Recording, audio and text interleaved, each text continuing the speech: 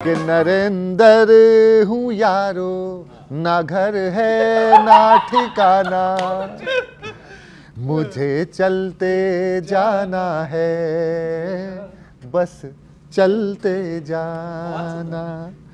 दिल्ली चुनाव जीत कर बिहार चल पड़े, वो चले तो संग नीतीश कुमार चल पड़े। और क्या बोल रहे हैं? वो यार लाडला मेरा खिलाएगा मखाना। नरेंद्र हूँ यारो, ना घर है ना सहरा, मैं भी कमल कभी यूं खिला दिया, राजा को रंग रंग को राजा बना दिया। चुनाव जीतने का है मेरा कारखाना, नरेंद्र हूँ यारो, ना घर। आखिरी सुना कि बंगला लिया इधर अभी, शीश महल बंगला लिया इधर अभी, बंगाल शेष है, फिर उसके बाद देखिए कौन सा प्रदेश है। दिल्ली हो गया, बंगाल, बिहार सब, फिर उसके बाद देखिए कौन सा प्रदेश है, यहाँ वहाँ लगा हुआ मेरा शामियाना। नरेंद्र बहुत धन्यवाद, एक लाइटर नोट पे सुनाने का प्रयास। बहुत बढ़िया, बहुत बढ़िया। देखो, पप्पू यादव जी ने कहा कि भाजपा को हराने की दम केवल कांग्रेस में है। मेरी सलाह है कि दिल पे मत लेना, कोई ऐसी बात नहीं है, आप भी जानते हो अपनी क्षमताएं। हाँ, तो ये ऐसे लोग आपको मतलब ये होता है ना, छोटी गंगा बोल के नाले में कुदवा देंगे, तो हाँ एकदम से एक्साइटेड मत हो जाना। क्या है क्षमता कांग्रेस की? हास्य के शुद्ध हास्य। आप सुनिए, लहर जो चल रही मोदी जी की 14 से है, राहुल जी की आंधी से वो नहीं मोड़ पाएंगे। इनके नींबू गन्ने की मशीन से गुजर चुके हैं, इनके नींबू सुनो, इनके नींबू गन्ने की मशीन से गुजर चुके हैं, अब नहीं एक बूंद भी निचोड़ पाएंगे। ताकत नहीं बची है कांग्रेसी जबड़े में, अखरोट छोड़ो मूंगफली भी न तोड़ पाएंगे, अखरोट छोड़ो मूंगफली न तोड़ पाएंगे। और सुना, एक बहुत बढ़िया उदाहरण लेके आया हूं कि इनका कितना जन समर्थन है। वोट तो वैसे ही कम होते जा रहे, जन समर्थन इनके पास कितना है सुनना। ताकत नहीं बची है कांग्रेसी जबड़े में, अखरोट छोड़ो मूंगफली न तोड़ पाएंगे, नेटवर्क मार्केटिंग भी करेंगे कांग्रेसी, तो 3 लोग छोड़ो एक भी न जोड़ पाएंगे। इनके पास जन समर्थन। और सुनो, मतलब मुझे मैं सजेशन दे रहा हूँ, मतलब समझ में, वाई आर यू सो, मतलब ढीले ढाले, इतने ढीले ढाले क्यों? इंग्लिश मिला के शशि थरूर जी आ रहे हैं। सुनो, क्या करते हैं खाली समय में? वो देखो, जब भी बात कर रहे कि वो लोग बिहार की तैयारी में लग गए, आप अभी भी वही चीजें पुराने में फंसे हो। खाली समय में करते क्या है? सुनो, प्रचार करना चाहिए मगर देखो कांग्रेसी कीमती समय को भी फिजूल में गवाते हैं। और कैसे फिजूल में गवाते हैं सुनना। खाली वक्त मेले तो ये योजना बनाते नहीं, सूर्यवंशम देखने को बैठ जाते हैं। और सुना, 4 कांग्रेसी पार्टी बैठक में भी मिले तो वहीं पर पबजी खेलने को बैठ जाते हैं, वहीं पर पबजी खेलने को बैठ जाते हैं। और क्रेडिट कार्ड वाले का भी फोन आता है, अगर उससे भी आधे आधे घंटे बते आते हैं।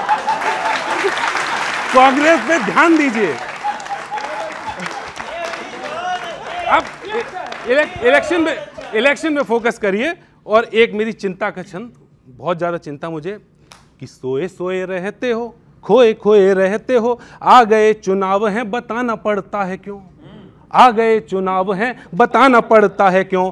क्या अब कांग्रेस में नहीं बची है गैस, गैस सिलेंडर सा हिलाना पड़ता है क्यों। कम बची है लेकिन चल जाए काम, सोचते हैं। एलईडी के दौर में हो, बॉक्स वाली टीवी आप चलने से पहले थपथपाना पड़ता है क्यों? ढंग से चल ही नहीं रही। एक और बढ़िया है, एक और बढ़िया। कल मैं इटावा से आया, बहुत मतलब देखता रही, ट्रेन बहुत लेट थी तो वही देखता रहा था। एलईडी के दौर में हो, बॉक्स वाली टीवी आप चलने से पहले थपथपाना पड़ता है क्यों? ट्रेन के पंखे जैसी हालत बना रखी है, कंघी डाल करके घुमाना पड़ता है क्यों? चलते ही नहीं आप। बहुत बहुत धन्यवाद। देखिए, आप जो सलाह तो कांग्रेस को दे रहे थे, लेकिन कलई जो है वो भारतीय जनता पार्टी ही खोल दी। आपने कहा कि मैं ट्रेन से आ रहा था, लेट थी ट्रेन, ठीक है, आपने ट्रेन की व्यवस्था बता दी, ये भी बता दिया कि भाई जो पंखा जो है उसको यूं यूं करके हिलाना पड़ता है। तो ये आपने, और बाकी तो जनता ने देखा ही, दिल्ली के रेलवे स्टेशन पे कैसी भगदड़ मची, कैसे लोगों के चढ़ के ऊपर से लोग निकल गए। तो आपने तो भाई साहब, आपका बहुत धन्यवाद, रेल व्यवस्था को आपने सबके सामने ले आए। ट्रेनों का अब मैं आपकी, अब सुन तो ली सर, अरे कोई बात नहीं, हो जाता है, क्रेडिट कांग्रेस लेती है, कोई बात नहीं, हो जाता है। सुन तो लीजिए, अब मेरी बात तो सुन लीजिए। आप कह रहे थे कि कांग्रेस के जबड़े में दम नहीं है या फला फला बातें। देखिए, मेरा मानना यह है कि लोकतंत्र में जो जबड़ों का दम है ना, ये जनता देती है। ऐसे बहुत लोगों को गलतफहमी हुई है, ठीक है। एक और थे दिल्ली वाले, उनको भी ऐसा लगता था कि उनके जबड़े में बड़ा दम है, कि दिल्ली कोई छुड़ा ही नहीं सकता। यही जनता है ना जिसने जबड़ों का दम निकाल दिया। ऐसे ही जब आप काम करते हैं ना, जब आप ऐसे ही काम करते चले जाते हैं, घमंड में चूर होते हैं, तो ये जबड़ों का दम भारतीय जनता पार्टी का भी निकल जाएगा। और इस पर तो क्योंकि मैंने 2 लाइनें भी लिखी हैं, क्योंकि केजरीवाल जी को घमंड ज़्यादा था और ये बीजेपी नई नई बातें कर रही थी, और क्योंकि बिहार का भी जिक्र आया कि भाई चुनाव दिल्ली लड़े और सीधे बिहार पहुंच गए, तो उस पर मैंने 2-1 लाइनें लिखी है कि विधानसभा में आजकल चल रहा है ना, विधानसभा में भाजपा और आम आदमी पार्टी का, विधानसभा में भाजपा आपकी कुश्ती है नूरा, विधानसभा में भाजपा आपकी कुश्ती है नूरा, माताएं पूछ रही 2500 वाली मोदी की गारंटी को कब करोगे पूरा। विधानसभा में भाजपा आपकी कुश्ती है नूरा, माताएं पूछ रही 2500 वाली मोदी की गारंटी को कब करोगे पूरा। इनकी शुरुआत देखकर जनता सोच रही, शीला जी जैसे विकास का सपना अब फिर रह जाएगा अधूरा। मैं ये बात इसलिए कह रहा हूं, वो कह रहे हैं आपने क्यों खा लिया धतूरा। मैं बता रहा हूं, अब ये तो जनता की बात है, जनता जाने, जो निर्णय हमारे लिए लेगी हमें स्वीकार होगा। देखिए, अच्छी बात है कि कांग्रेस सरकार कैसे चलती है उसकी चिंता करते हैं, क्योंकि ये दूसरी सरकारों को देख सकते हैं, इनकी तो कहीं चल नहीं पाती। अच्छा, ये जिन वादों की बात कर रहे हैं भाई साहब, आप गलत खबर पढ़ते हैं। 8 मार्च का वादा है सिलेंडर 500 रुपये में मिलने का भी और 2500 रुपये अकाउंट में आने का भी, ठीक है, वो तो पूरा हो चुका। ईपीएफआई की आपने रिपोर्ट नहीं देखी क्या? आपने ईपीएफआई की रिपोर्ट नहीं देखी क्या? देखिए, इनकी समस्या ये है कि 9 to 5 इनको नौकरी चाहिए। भाई, नौकरी के आगे लाइवलीहुड बनाने को कहा जाता है देश की प्रगति। अब ये भैया, अब यहाँ पर आपने यही सब चिल्लम चिल्ली करनी है। देखो, ईपीएफआई का आप डेटा देखो, आप देश का डेटा देखे बिना इस तरीके की बातें मत करो। आप जो यहाँ कविताएं पढ़ रहे हैं, दिल्ली की भी कविताएं पढ़ रहे हैं, ठीक है, आपने ये तो मान लिया ना कि आप भाजपा की बात करते हैं और आम आदमी पार्टी की बात करते हैं, कहीं किसी गिनती में है नहीं। आप वो क्रिकेटर हो जो घर में अपने सोफे पे बैठ के सचिन तेंदुलकर को बताते हो ये बॉल तुमने ठीक से प्ले नहीं करी। भाजपा बिहार में शुरू हो गई, मतलब ये मान के चलेगा कि इन इंडी गठबंधन वालों की हालत उस लड़के की तरह हो गई है जो ब्रेकअप के बाद अपनी एक्स के फोटो स्क्रॉल किया जा रहा है, और भाजपा वालों ने बच्चों तक के नाम सोच रखे हैं। क्या बात है। और पप्पू यादव जी ने बयान दिया था कि केवल कांग्रेस ही भाजपा को हरा सकती है। ये बयान अधूरा है। एक्चुअल में वो ये कहना चाहते होंगे कि कांग्रेस ही भाजपा को हरा सकती है अगर वो बची तो। पहले खुद बच जाए। तब मैंने ईश्वर से कुछ प्रार्थना की, सुनिएगा, कि बेदिमाग इतना किसी को ना बनाना प्रभु, बेदिमाग इतना किसी को ना बनाना प्रभु, थोड़ा सा तो आप इन्हें कॉमन सेंस दीजिए, और सृष्टि में क्या चल रहा बताना इन्हें भी आप, दृष्टि में विजन की थोड़ी प्रेजेंस दीजिए। और 0 पे हुए हैं बोल्ड दिल्ली के इलेक्शन में, 0 पे हुए हैं बोल्ड दिल्ली के इलेक्शन में, 0 देख सके पावरफुल लेंस दीजिए। और तालियां अगली बात पे बजाना कि 0 देख सके पावरफुल लेंस दीजिए। और चाहे कांग्रेसियों को सत्ता दो या ना दो, आप पर इतना ना ओवर कॉन्फिडेंस दीजिए पर, और कि बिना हाथ पैर वाली आपकी बातों ने सदा जनता ने पार्टी को सत्ता से भगाया है और जनता की पार्टी बनाया, भाजपा को बार बार जीता कर माथे पे बिठाया है। और कितनी परीक्षा लोगे आप युवा नेताजी की, जिन्होंने जवानी का आनंद बिसराया है। और भूले से भी अब और कुछ मत बोलो, क्योंकि ऐसे ही बयान ने कांग्रेस को डुबाया है।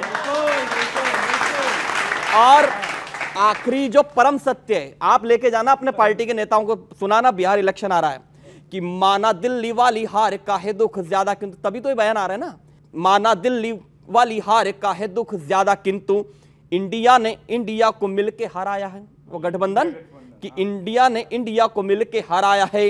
उठो और जागो, बढ़ो चलते रहो सदैव, दुनिया की रीत ने तो यही समझाया है। और तुष्टिकरण के नाम पे मलाई खाई सदा, इसलिए आज यह दिन दिखलाया है।